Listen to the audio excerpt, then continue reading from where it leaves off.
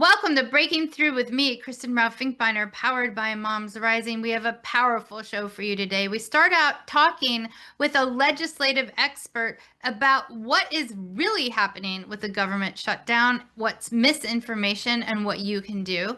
After that, we dive into Head Start, a program that has been under attack by the far right, why, and how you can help protect Head Start.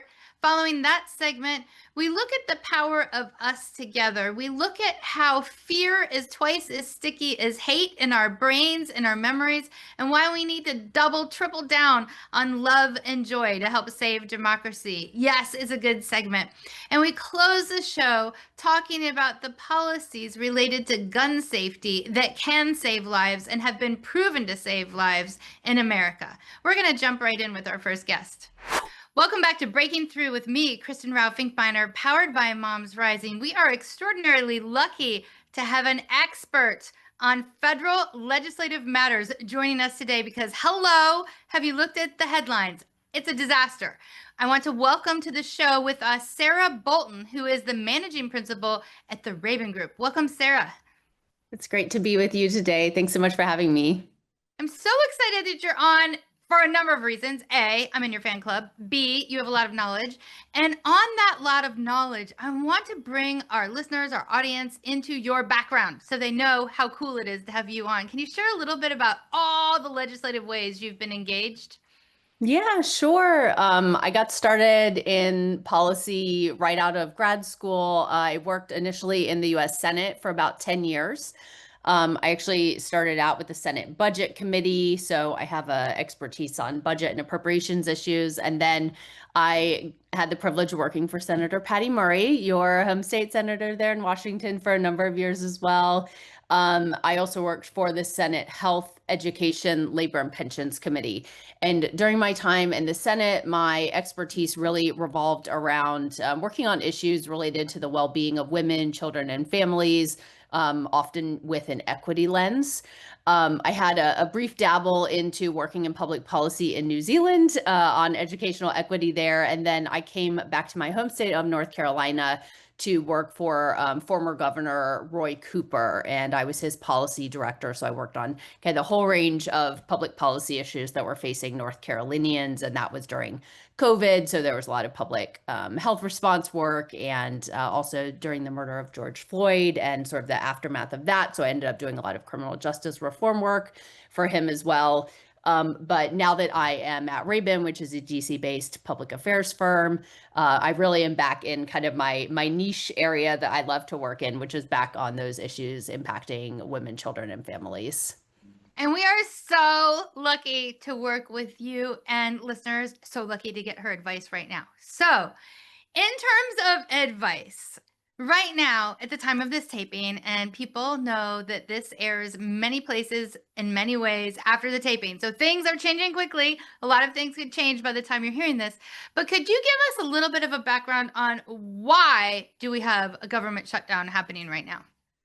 Yes. Yeah. As you can imagine, the government shutdown is really taking up all the oxygen in DC these days. Funding for the government officially ended midnight on Tuesday, this last Tuesday. Congressional Democrats and Republicans are in a real standoff at the moment, and nobody is blinking yet. It's always hard to predict how long a shutdown will go on, but I'm guessing this one is a week minimum, maybe more. So President Trump and top leaders of both congressional parties met on Monday to address government funding, but they walked away. They walked out of the White House without an agreement. The core of this issue is that Democrats are demanding an extension of the Affordable Care Act health insurance tax breaks, so making healthcare more affordable for folks who are on that Affordable Care Act exchange. That's what they want to be included in the government funding bill, because otherwise those tax breaks are going to expire, driving up the cost of health insurance for many, many people across the US. Republicans have signaled that they're willing to negotiate on that topic, but not on the budget bill and not during a shutdown. So, I will say that extending these tax credits or not extending them would have really big impacts on the number of people who are insured across the country. We just a few minutes before we got on together, Krista and I saw some numbers saying that California is anticipating a drop of 400,000 people to drop off the state's marketplace if these tax credits are not expanded. Pennsylvania said they could see a 30% drop off. So that's big impacts. Yeah, I mean, it's huge. And I just want to share that it is a really big deal, the amount of cuts that Donald Trump and Republican congressional leaders are making to our healthcare. So they just made, before this shutdown fiasco, about $1 trillion in cuts from healthcare earlier this year, which really ripped about 15 million people away from having healthcare coverage.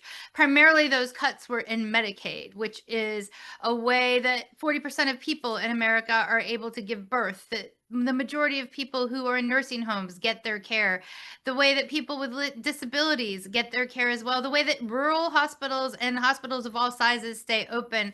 Medicaid is kind of the secret glue that is holding what we have of a healthcare system together. And $1 trillion was just cut from that.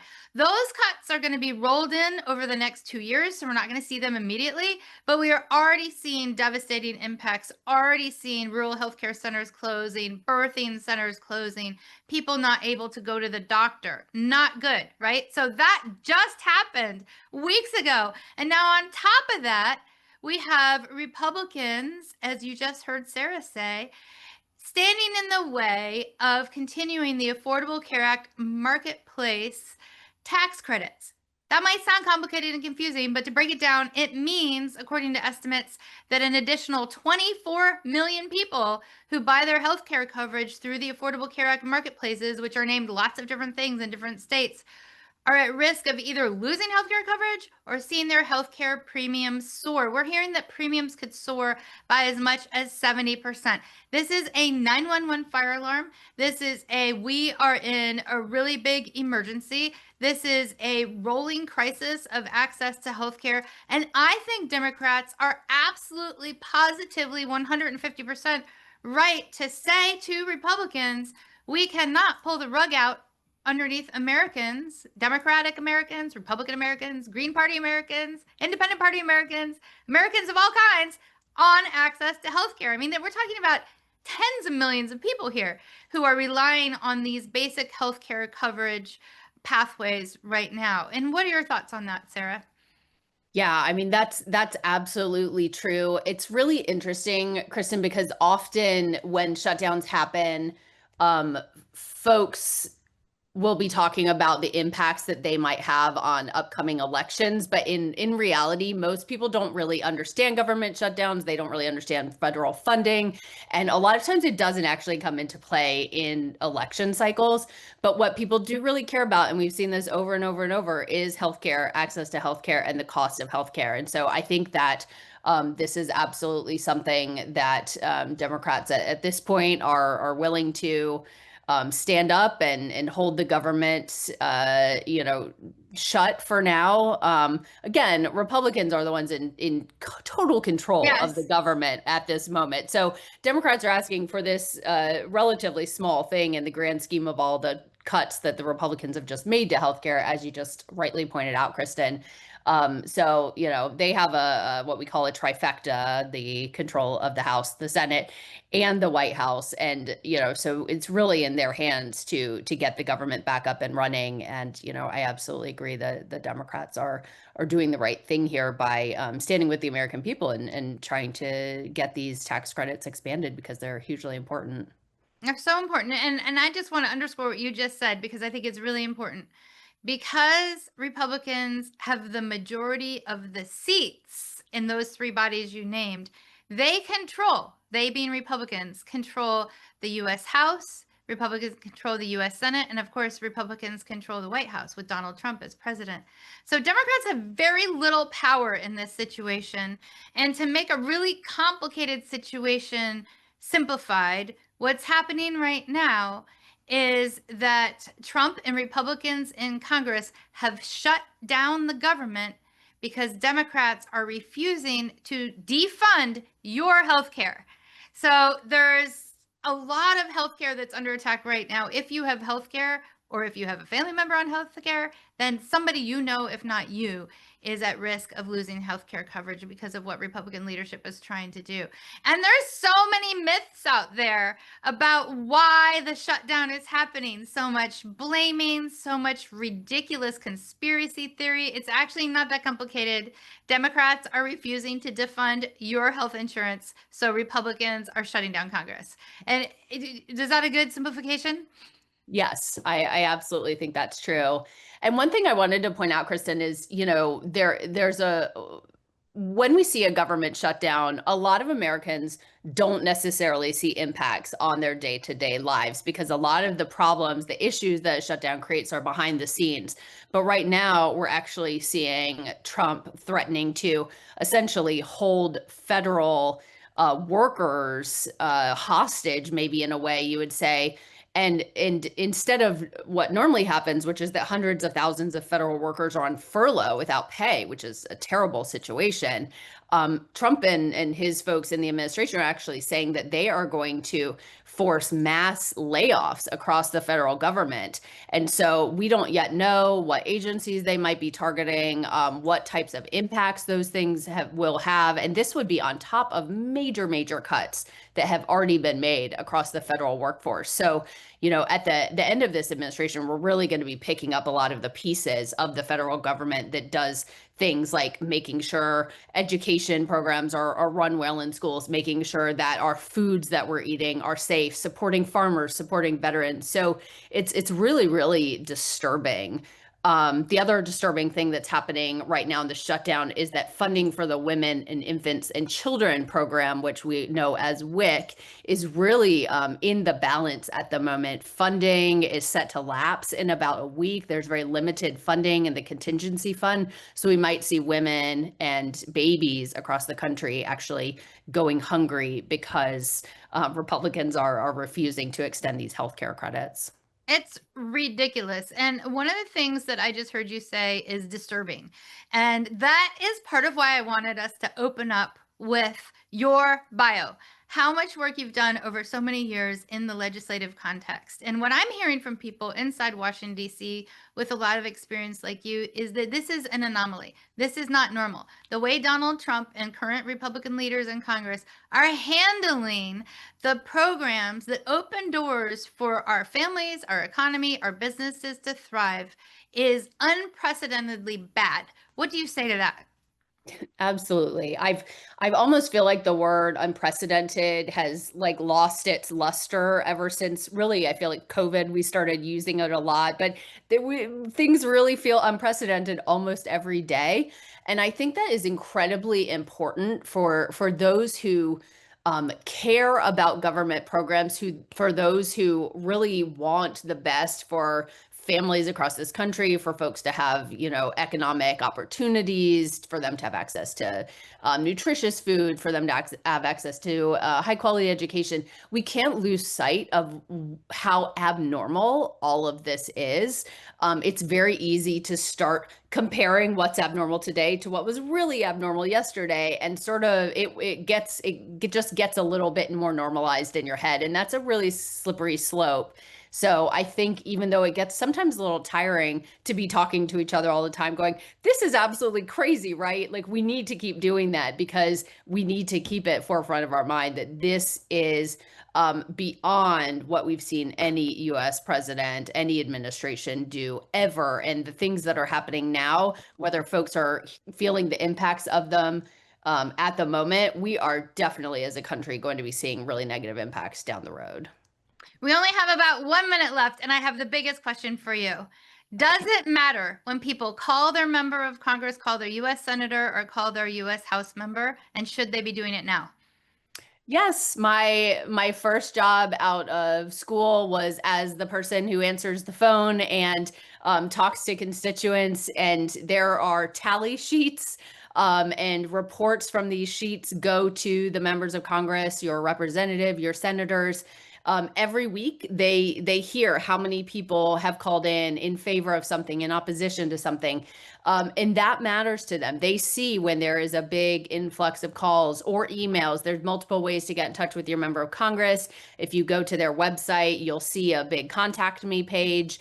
You can also request meetings with your member of Congress, whether it's in the district or if you happen to be visiting DC. You can talk to them or their staff. It is incredibly important to be in touch with them. They are there to represent you, whether you voted for them or not. So I would highly, highly encourage folks to be in touch with your members of Congress and their staff. Thank you so much for being on, Sarah Bolton. Thank you so much for all you do to save democracy. Thank you. Thank you, Kristen. Thank you. It was wonderful to see you. Thank you. We're going to take a quick break, but stick around. We'll be right back with our next guest talking about the ridiculous attack on Head Start, a program that has long had bipartisan support. We'll be back in just a moment. Welcome back to Breaking Through with me, Kristen Ralph Finkbeiner, powered by Moms Rising. We are joined by a very special guest, an expert, an inspirer, a leader, Katie Hamm, who is with the Erikson Institute. Welcome, Katie. Thank you. Thanks for having me. I'm really glad you're on, because one thing that we have oddly seen is Head Start under attack from MAGA, from President Trump, and the ridiculous plans that we're seeing coming out of the Republican leaders in Congress off and on, and in really, really strange ways that undermine our families and undermine our economy. I'm wondering if you could share a little bit with people, what is Head Start? I love Head Start. Not everybody knows what Head Start is. So Head Start is a program for children birth till they go to kindergarten. So we're talking about little kids.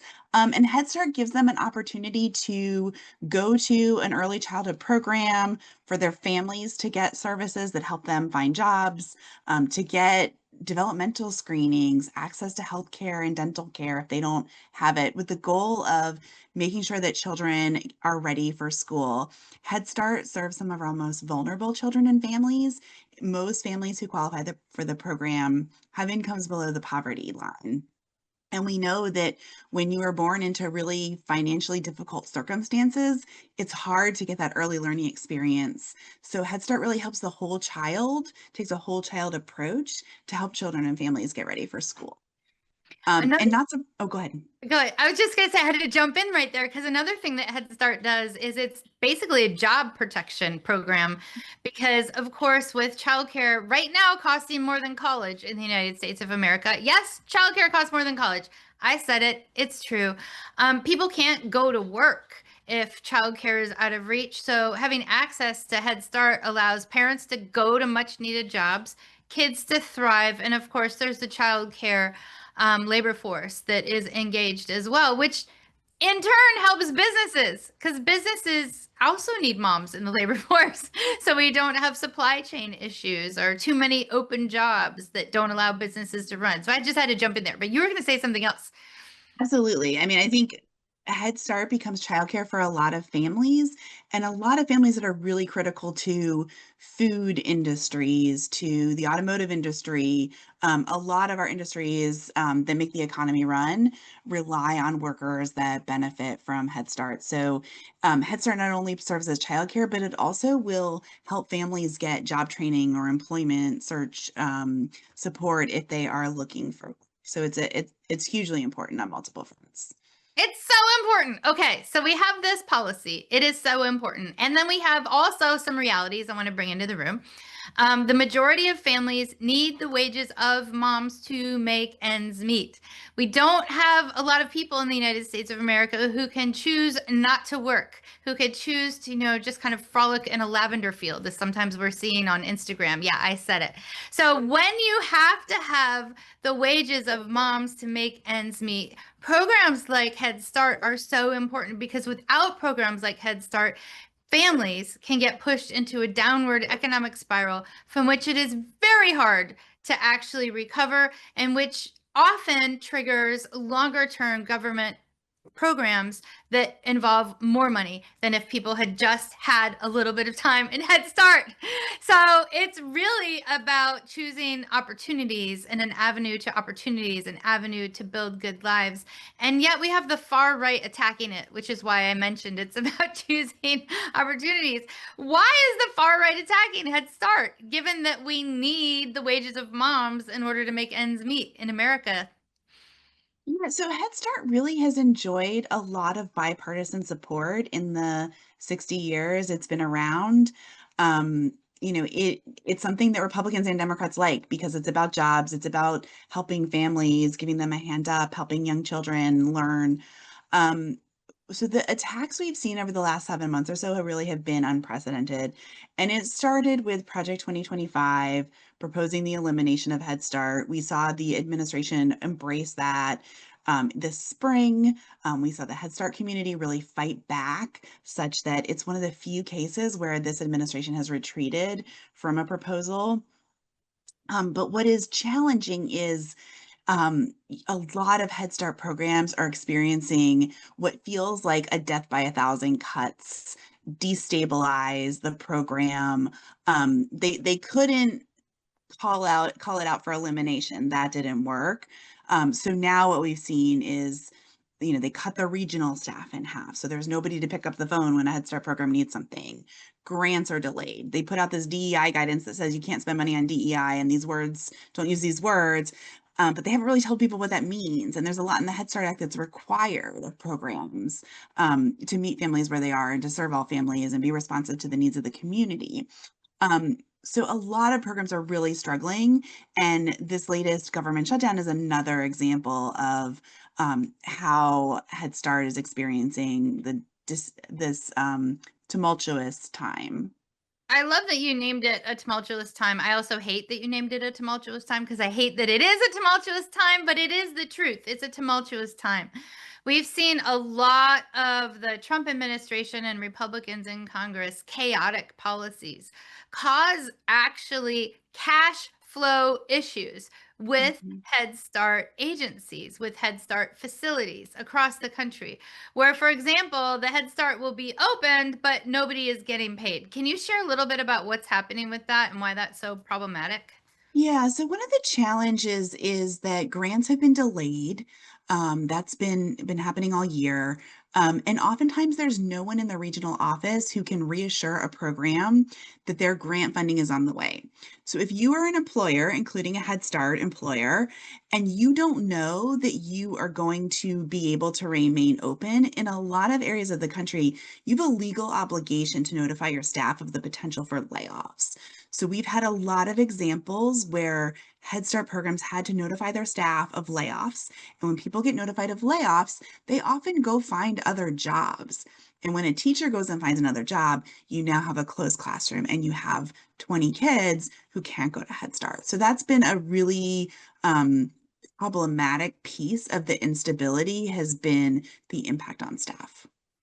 What can people do? I mean, this is ridiculous. Head Start is so important. Head Start has really opened avenues for success and opportunity everywhere it is, and it is in every state. We even have several members of Congress who went through Head Start.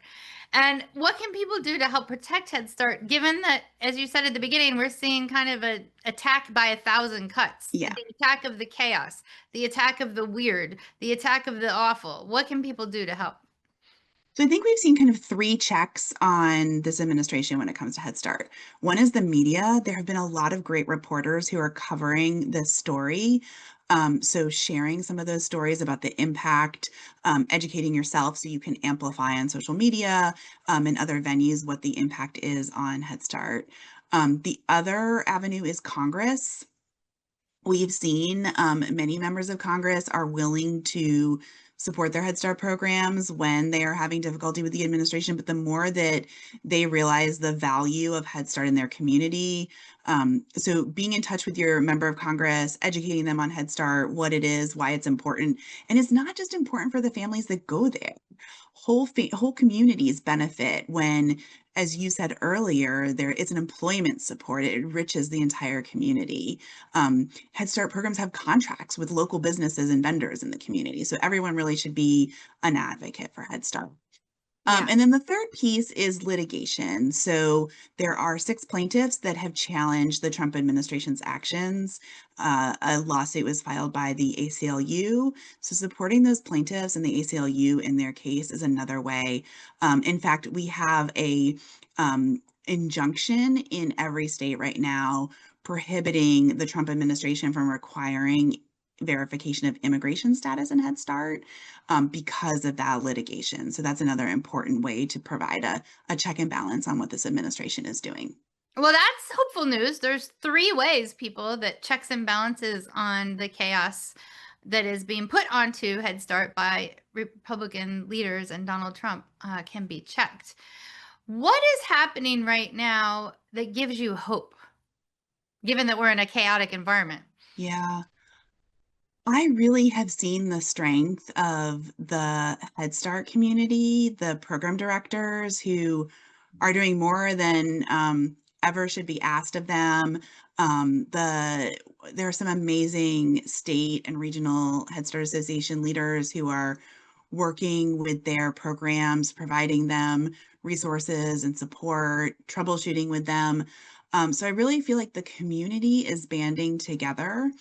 And then like everyday people who are trying to help, however that looks like in their community. I live in Washington, D.C., and I really see my community band together as we're facing more and more of the impacts here. If we're looking toward the future and people are like, I don't have that much time to take action, what would you recommend they do to take action right now, given this, again, tumultuous situation? I think the most important thing you can do is make sure your member of Congress knows the importance of Head Start in your community and that you're paying attention and you want that Head Start program to continue to be there to serve not only the families, but also industries, vendors, local businesses. Yeah. So call them up, make a phone call, get on the phone.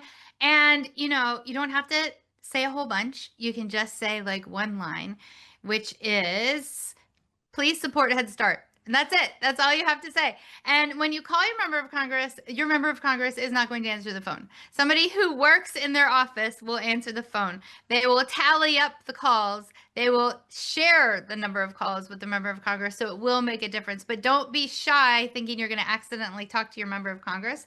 You're going to talk to a staff person. So call them up, say, hello, please support Head Start. If you have a story, are stories important too? Absolutely. I think personal testimony is always the most powerful and impactful thing. And that's what people remember, right? Like the tally is really important, but what the member is going to remember, or their staff is going to remember, is that personal story. And your personal story does not have to be a novel. It does not have to be long. Your personal story can be like 1 or 2 lines. Like mine could be, my mom was a childcare worker when I was younger. I know how important Head Start is on so many levels. Please support Head Start. That's a story. So it doesn't have to be super long. Do you have other advice on stories? Because sometimes people are like, I have to tell like a whole novel. Yeah, I think, you are the expert on your story. So it doesn't have to be, like you said, it doesn't have to be a novel. Um, I think a lot of people feel like, well, I'm not an expert. I'm not schooled in this, but you're an expert in your own experience. So I would say don't be shy to share what Head Start means to your family. And if you would have benefited by a program like Head Start, it's important to share that too. We need to continue to invest in these programs. I didn't benefit from it, but I want other families to benefit. Yeah, and that's a good point. You have a story whether you're in Head Start or not, whether you had access to affordable, high quality childcare or not, because you could share either side of the coin. Like, hey, I was helped by Head Start, or would have been helped by Head Start if I had access, or hey, I was helped because I had access to childcare that was affordable and high quality, or wow, if I had access to childcare that was affordable and high quality, that would have allowed my family to thrive even better.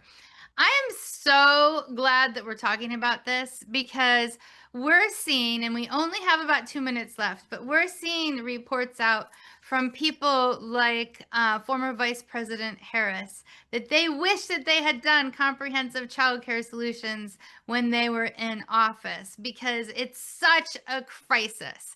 So, in closing, the last thought, what are your hopes for the future with childcare, including Head Start overall? This is a novel that you could answer. I know, and we only have like 30 seconds. Yeah, and I was in the Biden administration. We came very close to passing a major investment and reform in childcare.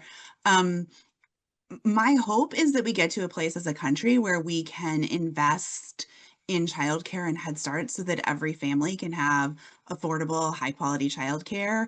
It really should be a no-brainer. It is in a lot of countries. And I think the more that we speak up and we make it not a personal problem that I have to solve, but a societal problem that we all need to find a solution for and that we all benefit from, then we can really make progress and move forward. Agree, 150%. It's basic infrastructure. Just like we need to build bridges and roads to drive on to get to work, we need childcare so parents can go to work, so kids can thrive, so childcare workers can stay in their profession, and businesses can succeed. Hello, thank you so much for being on, Katie Hamm. Thank you. We're going to take a quick break, but don't go away. Next up, the power of joy and why we need to embrace joy in this time of despair. We'll be back in a quick flash. Welcome back to Breaking Through with me, Kristen Rao-Finkbeiner, powered by Moms Rising. Speaking of Moms Rising, we have an amazing, spectacular, nation-lifting guest with us today from Moms Rising, Lauren Hipp. Welcome, Lauren. Hi, thanks for having me. I'm so glad you're on. So right now, we have chaos. We have headline after headline that is honestly quite depressing. We have people diving under their table, maybe diving under the bed, diving under any near heavy object to get away from the headlines because they're so overwhelming. And I wanted to talk with you about the power of people in this time when we have honestly a tactic that the far-right Republicans and MAGA are using is of fear and of scary things and of don't take action, don't get engaged, go hide, and why, stepping out together is actually still powerful. So what are your thoughts on the importance of maintaining a vibrant movement right now? I think your point around fear is so important. That is core to their strategy, and that's core to them being able to continue to win and push this really harmful agenda on families and on communities across the country. And we know that if they're going to rely on fear and isolation and making sure that we are not connected to each other, that really increases our fear. So our ability to find hope and to find action in community together is going to be our strongest superpower. And we all know how to do this. Moms especially know how to do this. They're doing this all the time, right? They're creating carpools, they're doing birthday parties, they're meeting at their local library or community parks to make sure their kids have entertainment while they're able to connect with other parents about what's going on in their community. This is going to be our ability to weather this storm and to get our country back on track, delivering on the things that families need. So it is important now more than ever to connect in your local communities, connect in with organizations doing the work that you care about so that you feel grounded and connected and hopeful, that you are staying action oriented so that we don't retreat into fear and isolation. The more that we are together, the more that we can feel our own power. And they're worried about that.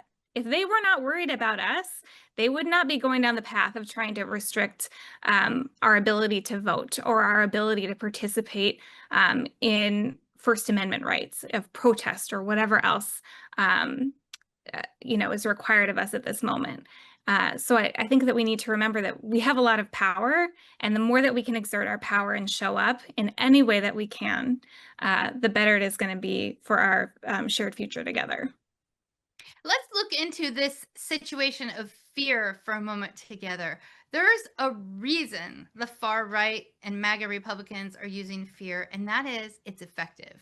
When you do studies of people, you find that fear is twice as sticky in your memory as hope, love, joy, anything like that. And there's a reason for that too. It's important, for example, to remember, on this corner of my neighborhood street, I need to look both ways 5 times so that I don't get run over by a car, right? And so fear is sticky. And we see that Democrats generally do not use the tactic of direct fear in the same ridiculous misinformation, disinformation way that MAGA Republicans have been using it. So it's important to acknowledge that, to know that, so that when you see these fearful tactics coming at us, we can be like, oh, that is a tactic. I don't actually have to be fearful about that. We're seeing people use a tactic, MAGA Republicans use the tactic of fear to try to divide us so that they get more power, to try to divide us so that they can change our budget, for example, to take away healthcare from everyone, from tens of millions of people. And so when we see the tactic of fear, to your point, I think it's also important to say something to like a friend, family, or maybe like, hey, I saw this fearful thing on the headlines. That can't possibly be true. No, most of it is not actually true. And it makes me feel anxious. Let's like do a little dance or sing a little song or have a cup of coffee or, do something joyful together to try to combat that fear. What do you think about that? Yeah, I mean, I think fear is so sticky because it has survival implications for us, right? It's in our DNA. So that means we have to be twice as joyful, twice as hopeful to be able to account for what's happening there. And the more that we are talking to each other and improving our own fear literacy, media literacy with each other, the better, because we're going to be able to spot it and name it. And if we can do that, then it sucks the power away from it because we see it coming and it's not going to impact us in that like fight or flight sort of response. And that's also something we can do with our kids too. It's really important for them in this age of seeing these fearful messages, misinformation and disinformation, to help them be able to grapple with those tools of how is this trying to make me feel? What are the basis of the facts for this? And what is my response supposed to be? Yeah, so important. Media literacy has quite honestly never been more important because we have never had a bazillion channels through TV, through cable, through internet, all with different micro-targeted, filter bubbled information where lots of us are getting different types of information. For example, recently we had President Trump say that there was a war, quote, war, end quote, in Portland, Oregon. That is not happening, people. Lauren and I are in the Pacific Northwest. We go to Portland, Oregon regularly. If you don't believe me, you can just look online for recent pictures that the people of Portland, Oregon are posting after posting after posting. Like, here's what's happening today in Portland, Oregon. And what's awful, of the many awful things about Portland, Oregon being put under a spotlight in a way that is untrue, is that President Trump and many other people who believe him believe that to be true. And so what's your advice on that situation? I was heartened to see so many people from Portland, showing pictures of people dancing in chicken costumes, because Portland is embracing weird, people. There's a lot about Portland that is whimsical and hilarious and, centered in farmers markets and parks and kids playing, and everybody rides their bike. The only scary thing about Portland is driving in Portland because everybody's on a bike. But like, what's your thought on dealing with that type of disinformation like just happened recently? I think that the people of Portland are doing a great job showcasing what their city is actually about. They're showcasing their weird. They're also protesting in ways that make the administration and their actions look ridiculous by bringing in humor. They're dressing up in frog costumes and like dangling donuts in front of ICE officers. They're showing up in a way that I think is really important in fighting in this political moment. And the more that we can help amplify those images and those videos to remind people and show people what this American city looks like is important, because it is not a war zone. It is far from it. It is a place where people love to have pour over coffee and bringing their tote bags and reusable bags to farmers, like all of these characteristic things about Portland. But it is not a place of violence and danger. And the more that we can help amplify the images of their own city, I think the better off we're going to be, so that people can really see and understand, like, this is a place just like that, is a street just like the one I live on. And we cannot let them continue to divide us and isolate us. That's what they're trying to do, is make us all think that there is something wrong with Portland. and that we should be supportive of his agenda. But the images are clear. If you talk to anyone from Portland, it's pretty ludicrous that it would be suggested that they're a war zone. Yeah, and I love what Bernie Sanders had to say on this matter. Bernie Sanders said, "Mr. President, read the Constitution. The function of the U.S. military is to protect us from foreign enemies, not from Portland, Oregon. In this country, we have local and state police for law enforcement, not federal troops. Stop deploying the U.S. Army and military against Americans." That's so important. And I just want to raise one thing. No city, no place, no neighborhood, no place is perfect. And so for those moments of imperfection, we do have local authorities. We do not need, whoever may or may not be listening, the U.S. military to be called on ourselves. That's unprecedentedly awful. What's your take on Bernie Sanders' take? I mean, I think he's exactly right. We have the U.S. Constitution. Our laws clearly state out, how we ensure that we are living, in harmony with each other, that we are abiding by laws, and we have accountability structures at the state and local level that do not involve the force and use of U.S. military against U.S. cities. That is not something that we do. It is not something that we should entertain or accept, because the precedent that sets is extremely dangerous. And while there are many improvements that we can make in any place that we live, and we are always striving to improve our safety and our ability to thrive in our own communities, that is not a reason that you would need to bring in the U.S. military and use of force against communities that are trying and living together and figuring it out. Never is that acceptable. I agree with Lauren. I know all our listeners and our viewers do too, but I think it's so important to talk about it, because you can be in a filter bubble and get some weird non-information, disinformation that is not accurate, and then end up on some wholly other planet. So we're here to say hello. We live in the Pacific Northwest. What Donald Trump is saying about Portland, Oregon, not true, totally false. We've been there recently. And that goes for other cities too. So what Donald Trump is attacking is a number of, get this, Democratic stronghold cities. Note the pattern. The cities that Donald Trump is attacking are not those that are Republican strongholds. And that's important, because when we're looking at his reasoning behind it, there is no real sort of pattern to the reasoning that makes any kind of sense at all. And what are your thoughts on that? I think he's driving forward a strategy to send a message to Democratic stronghold places, and to be able to show his use of force and his, quote unquote strength. But also that creates harm and fear in places that have higher Democratic voting populations. And then then on the flip side, in red areas, in places that vote more Republican, they're not seeing their cities taken over. So it's much easier for them to otherize these other cities and say there's something wrong with those places, not where I live, right? And it's much easier to excuse his agenda when you're not seeing those harms inflicted upon your neighbors, upon your city, than seeing that someplace else. And that is intentional for him to do it that way, because then his voting base isn't seeing that necessarily in his backyard. But I think that, his voting base may be changing based on what he's doing. Yes, for sure. More people are waking up. So if you see in the news a concern about a city, go directly to the people in the city to ask them what is really going on.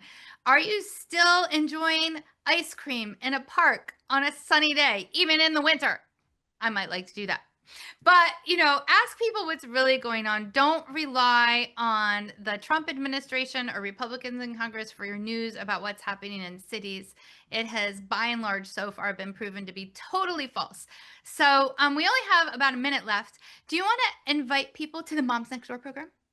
Yeah, I was actually just going to say, coming to our Moms Next Door program, which is an opportunity for folks from across the country to come together, to skill build in community with each other, trade ideas, thinking about how do we localize our actions to be able to build our people power, come join us. That's a great way to talk to people from other places and say, what's your experience in Portland, Oregon? Are you in a war zone? And what you'll find out might surprise you.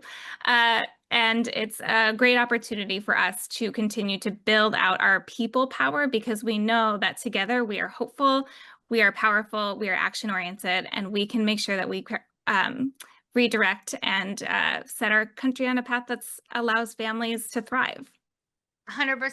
And also, we are cooking up some ideas for some national house parties that don't have to be a big lift. You know, it can just be you, your cup of coffee. I might need another cup of coffee. I keep mentioning coffee. Maybe some cookies or some granola or some special treats, and some conversation with your neighbors who maybe you've never met. We also see that there's an epidemic of loneliness happening right now. And so many people aren't hanging out with their neighbors. They don't know who they are. So if you find a safe space, doesn't have to be in your house, could be in a library, just to invite some people to gather together who are already near you, it can be a big moment of community connection that can help actually save democracy, people. Democracy is under threat, and it turns out one of the best ways to stand up and fight back is to get to know our own communities and neighborhoods in a better, stronger, deeper way. Thank you so much for being on. Lauren, Hipp, everybody, please check out Moms Next Door. Join up with Moms Next Door. Get involved with Moms Next Door. You can find it on the MomsRising.org website. Thank you, Lauren. Thank you. We're going to take a quick break, but don't go away. Next up, some positive, proactive steps that can be taken to save lives and stop gun violence in America, and how you can help advance them. We'll be back in a quick moment. Welcome back to Breaking Through with me, Kristen Rao-Finkbeiner, powered by Moms Rising. We are joined by a very important guest who has very important information, Kris Brown with Brady United Against Gun Violence. Welcome, Kris. Thank you so much for having me. Pleasure to be here. I'm so glad you're here, and I'm so devastated about what's happening with gun violence in America. And I wanted to really start out by asking your advice on something really important, which is, do you have advice on how to turn the temperature down and decrease the risk of political violence on politicians, on political figures, across the whole ideological spectrum, not just for one party, but for all? What's your advice? Well, I mean, some of that is what we saw with some elected officials immediately coming out on both sides of the aisle, Democrats like Gavin Newsom, House leadership on the Democratic side, immediately with respect to the murder of Charlie Kirk, denouncing such political violence. I think that equally all elected officials decrying the politicization of the murder to point fingers and speculate around a particular shooter is highly, highly damaging and does need to be called out. It's not helpful. We saw the president do that really as a pretext to take unprecedented action at liberal organizations when it's clear all of the information so far is this individual was deeply troubled and acted alone, and not because of any particular ideology one way or the other. So I think for all of us, what it means is as we engage with each other, unfortunately, this kind of shooting is not materially different than the other kinds of gun violence we see happening in this country. And we need to ask, instead of going to immediately, who was the shooter? Why did they do this? The reality is it's about guns. We are the only industrialized country that experiences this level of gun violence. We don't have more diagnosed mental health illnesses than any other industrialized country. We don't have more video games than other industrialized countries. We have a lot more guns. We have more guns than people, and that has resulted in firearms being the #1 killer of our kids. So simply discussing with our family and our friends those facts, trading in those facts, and finding common ground where we can about the kind of solutions we know, whether you're a Republican or a Democrat, a gun owner or not a gun owner, are deeply popular. And one I'll just name, to facilitate conversations is the Brady background check system, which in the last Fox News poll had over 90% support across the country. That's our common ground. That's our heritage. That's our history. Most Americans want that. And we need to raise our voices and speak to one another, friends, neighbors, gun owners, not gun owners, about the kinds of things that we want to have happen to save our kids and our families and ourselves. Two things that you just mentioned, I want to reiterate and discuss a little bit more. One, right now, guns are the leading cause of death of children and young people in America. Guns. Those are preventable deaths, you all. This is ridiculous. The second thing is that in terms of actual real people, when you look at polling, Democrats, Republicans, independents, libertarians, all kinds of people are actually not for universal access to every type of military style weapon. You know, we even see NRA members who are saying at 80% plus that they think that background checks are important. We're not that far off as a population about wanting to take action to increase gun safety in America. Increasing gun safety doesn't mean taking away hunting. It doesn't mean stopping the use of all weapons. It means advancing safety. And one of the ways that we advanced safety as a country in the past was we had a ban on military style assault weapons with high capacity magazines. And during that time period, we actually saw fewer gun deaths. That law sunset. It wasn't put back into law when its time as an experiment came to an end. But the experiment showed us just how possible it is if we pass policy to actually save lives. And what are your thoughts on some of the policies in addition to background checks, possibly including a ban on military style assault weapons with high capacity magazines, that we need to be pushing our nation's leaders to advance no matter where we sit on the political spectrum? Absolutely. Thank you for noting all of that and noting many of the solutions that we know at the federal level have worked, like the assault weapons ban. And by the way, Jim and Sarah got that passed on the heels of getting the Brady law enacted in 1993. We passed the assault weapons ban. That was a national ban in 1994. You're right, at the very last minute in the Senate, language was included to sunset that law after a decade. That was at the behest of the gun industry. All of the research and data that we are privy to show a material reduction in the use of assault style weapons in mass shootings during the time period pursuant to which that ban was in effect. So we think that those kinds of laws, which we can show work, that we have data to show work, are important to be passed in states across the country. And for us, we're looking at solutions that are easily implementable and pursuant to which the public can be educated. So the kinds of laws that states have enacted that truly make a difference based on our funded research, we need to continue to fund gun violence prevention. We got that funding restored after 2 decades of it being banned, again at the behest of the gun industry. We know permitting systems work, right? We understand that states that have expanded the Brady law to ensure that background checks not only happen at federally licensed firearms dealers, but also in sales over the internet and at gun shows, which are huge business, that background checks are conducted by those sellers as well. Extreme risk protection laws. We've now passed laws in 21 states in the District of Columbia that allow the temporary removal of firearms from individuals deemed at risk to themselves or others.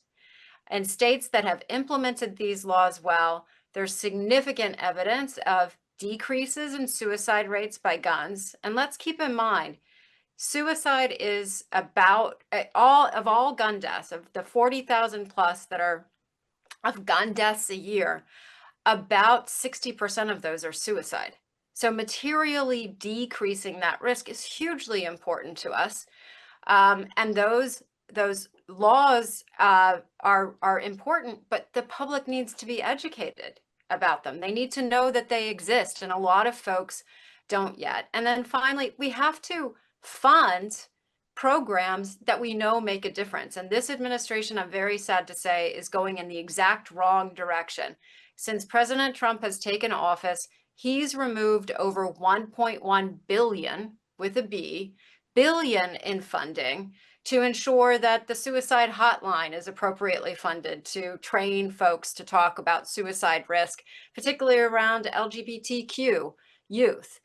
To remove funds from the Victims of Crime Assistance Program, to remove funds from proven community violence intervention programs. Those are the things that we should be funding in the states, especially with the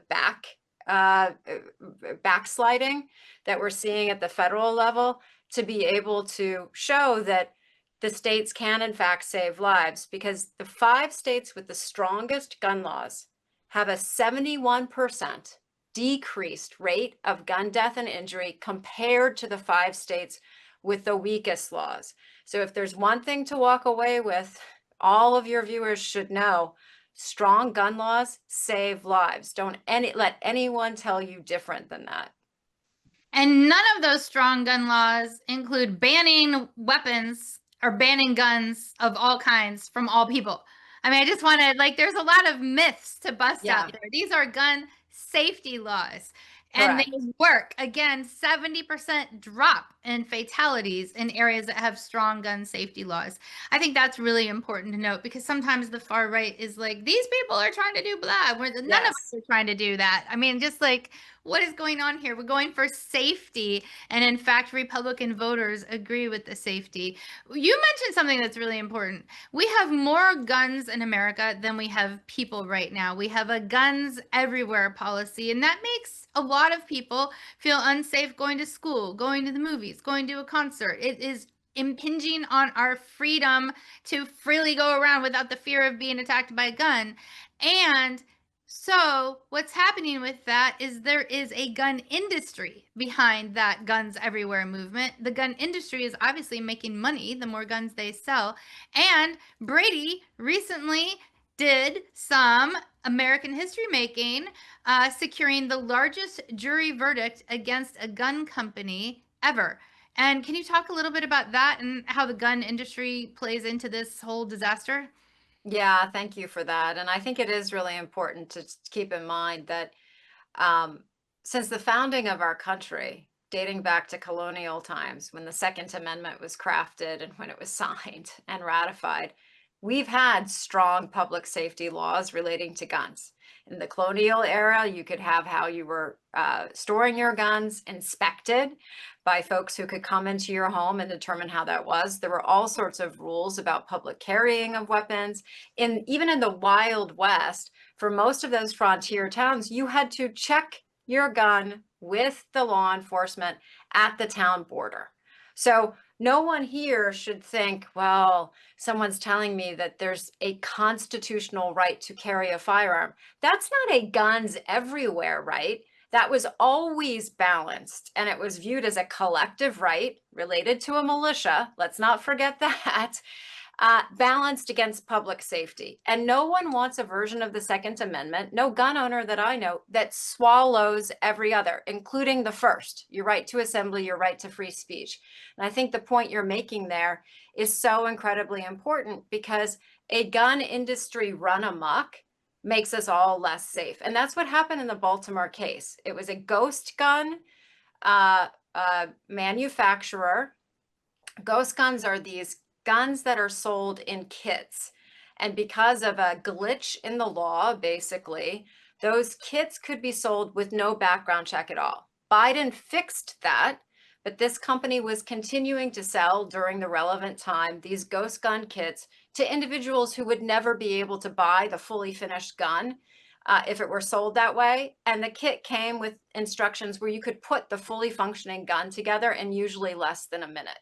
So we brought this case, and we had evidence upon evidence upon evidence that this company was not only selling these guns, they were targeting kids. And by the way, the data we had, this company could have had, Hanover Armory is the name of this defendant, and they would have known that the average age in some cases of the kids with these weapons was 13 years old. So we went before a jury and we said, based on the harm and damage done, the huge increase, over 1,000% increase in the rate of sale and recovery of ghost guns in crimes in Baltimore over the time period at issue. We asked for a $30 million judgment to go to the city of Baltimore, to agencies and to nonprofits, not Brady, that are focusing in Baltimore on community violence intervention and help this city recover from the scourge of gun violence caused by these ghost gun kids. The jury deliberated for, I think, about 2 hours, more or less, and came back and said, no, not 30 million, 62 million. And it is the largest by far, 5 times larger than any other jury verdict against the gun industry in America. So we're incredibly proud of this verdict, but it is also a pathway for us to look at other cities and other communities who have been targeted by the recklessness of this industry that is clearly targeting our kids in a way that is similar, if you know anything about the opioid epidemic, to how the Sacklers targeted various communities for their oxy. It's really no different from the gun industry. And that's where we need to focus. Not just, you know, this person has this gun. How did they get the gun? How was the gun marketed to them? Because these industries are profiting from our pain, from the carnage that is happening. And that is deeply troubling and deeply un-American for us not to be taking more action against them. Thank you so much for being on. Kris Brown, Brady United Against Gun Violence. Please, everyone, get involved with Brady United Against Gun Violence. Stay involved and support them. Thank you, Kris. Thank you so much. Well, that's it for our show today. Thanks so much for tuning in as we tackle the top topics facing our nation in a way that requires the most boring disclaimer in the history of the planet Earth. Here goes. Views expressed on this show are those of the individual speakers and should not be attributed to Moms Rising, to this station, or to any news or social media service that may disseminate a recording of this show to the public or to any segment of the public. Boom! We'll catch you next week.